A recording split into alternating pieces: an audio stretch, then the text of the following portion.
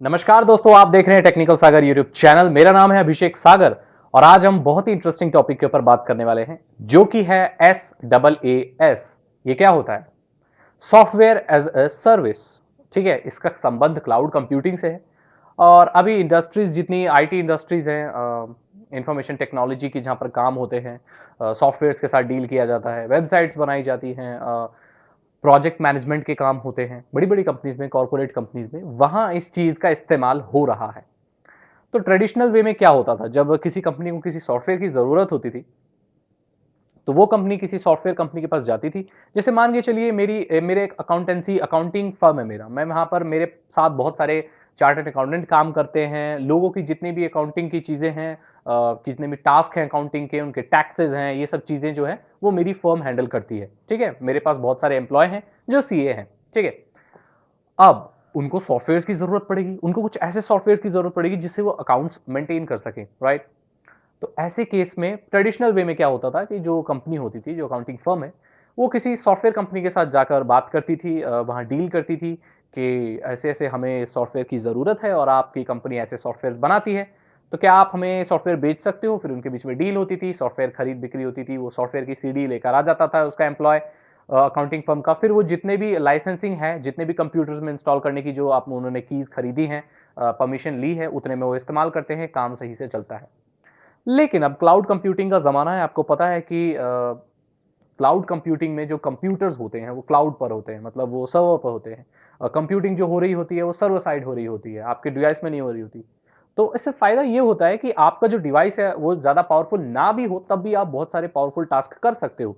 जैसे मैंने GTA 5 game के एग्जांपल में आपको बताया था कि वो क्लाउड कंप्यूटिंग की मदद से, जो क्लाउड में कंप्यूटर्स हैं वहाँ वो गेम रन करता है, लेकिन उसकी स्ट्रीमिंग आप तक होती है और उसके आप कंट्रोल भी अपने फ़ोन से कर सकते हो। खैर वो अभी बेटा कंडीशन में इतना सही से काम नहीं कर रहा है, इसके ऊपर काफ़ी काम चल रहा है और गेमिंग जो इंडस्ट्रीज़ है वहाँ पर भी ये चीज़ आने वाली है, क्योंकि हमें पता है कि गेम के साइज़ दिन पर दिन बड़े होते जा रहे हैं। आपको पता है जब पहले गेम आते थे 200 एमबी, 300 एमबी, चलो 500 एमबी, 1 जीबी चलता था। आजकल गेम आते हैं 60 जीबी, 100 जीबी, 150 जीबी। अब एक नॉर्मल इंसान इंडिया में, देखो हम सब जानते हैं इतने रिसोर्सेज किसी के पास नहीं होते हैं ज़्यादातर।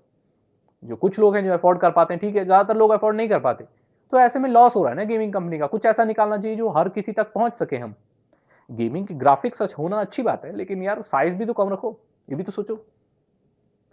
ऐसे में अब ये मैंने बता दिया गेमिंग इंडस्ट्री में भी आने वाला है। अब जो सॉफ्टवेयर होता है वो क्लाउड पे होता है और जो क्लाउड पे जो रैम होता है वो सब बहुत ज़्यादा होते हैं। तो इससे क्या फ़ायदा होता है? इससे जो अकाउंटिंग फर्म का मैंने जो आपको एग्ज़ाम्पल बताया, उन लोगों को सॉफ्टवेयर इंस्टॉल करने के लिए ज़्यादा हेवी कंप्यूटर्स की ज़रूरत नहीं पड़ती। हेवी कंप्यूटर्स की ज़रूरत नहीं पड़ेगी, मतलब कंप्यूटर्स में लागत कम आएगी, मतलब इन्वेस्टमेंट कम कर सकेंगे, कम लागत से भी कंपनी को शुरू कर सकेंगे, राइट? अब मान के चलिए बहुत हेवी सॉफ्टवेयर है, जिसके लिए कई बहुत ज़्यादा रैम चाहिए, प्रोसेसर्स बहुत हेवी चाहिए। ऐसे 7 कंप्यूटर्स की एक अकाउंटिंग फर्म में ज़रूरत है। अब वो इतना अफोर्ड नहीं कर सकते, वो बेचारी छोटी-सी अकाउंटिंग फर्म है, 10 लोग उसमें कुल काम करते हैं। वो कहाँ से लाएगी 1 करोड़ का कंप्यूटर? नहीं ला सकती ना। तो ऐसे केस में वो क्लाउड कंप्यूटिंग में की हेल्प लेगी कि जो सॉफ्टवेयर, और वो ऐसा सॉफ्टवेयर चाहेगी जो उनके सिस्टम में इंस्टॉल ना हो, क्लाउड पे इंस्टॉल हो और वो उसे एक्सेस कर सकें।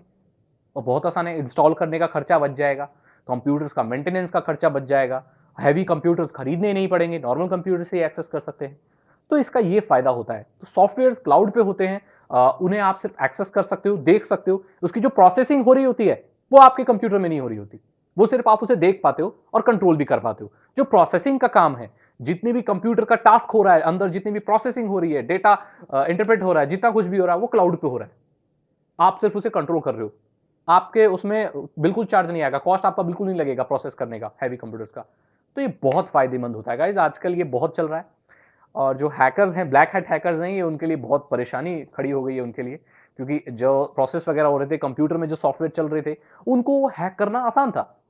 फिजिकल अप्रोच से कह लो, फिजिकल अप्रोच के बारे में आपको पता ही होगा अगर आप मेरी वीडियोज़ देखते हैं।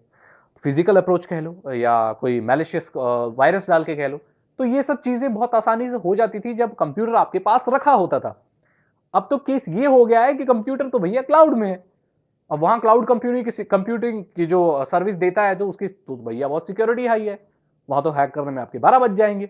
ऐसा नहीं है कि वो हैक नहीं हो सकता है। लेकिन बहुत मेहनत, बहुत ज़्यादा रिसर्च, फुटप्रिंटिंग बहुत ज़्यादा करनी पड़ेगी और वो बड़ा केस हो जाएगा, क्योंकि वो हो सकता है जो क्लाउड कंप्यूटिंग की जो सर्विस है देता है वो एक कंपनी को ना दे रहा हो, वो किसी गवर्नमेंट ऑर्गेनाइजेशन को भी दे रहा हो। तो जो अगर उसको हैक करना चाहेगा तो उस पर एलिगेशन क्या लगेंगे? गवर्नमेंट की हैक वेबसाइट को हैक कर रहा है, किसी पुलिस डिपार्टमेंट की वेबसाइट को हैक कर रहा है। हो सकता है उस क्लाउड कंप्यूटिंग ने पुलिस डिपार्टमेंट को भी सर्विस दे रखी हो।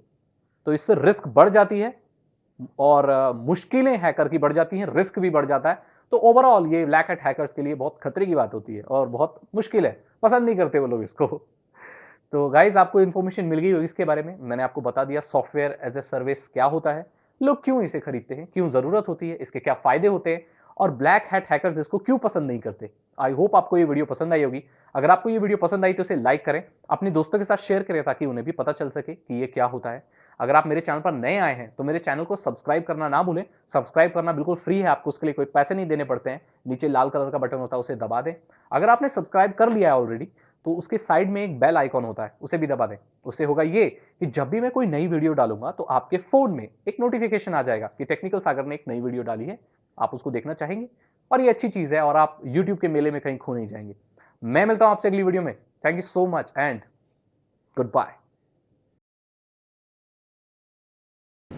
ये क्या बोल रहे हो तुम? मैं तुम्हें अजय देवगन लगता हूँ? मेरी आवाज तुम्हें अजय देवगन जैसी लगती है? अजय देवगन से मेरा कोई लेना देना नहीं है।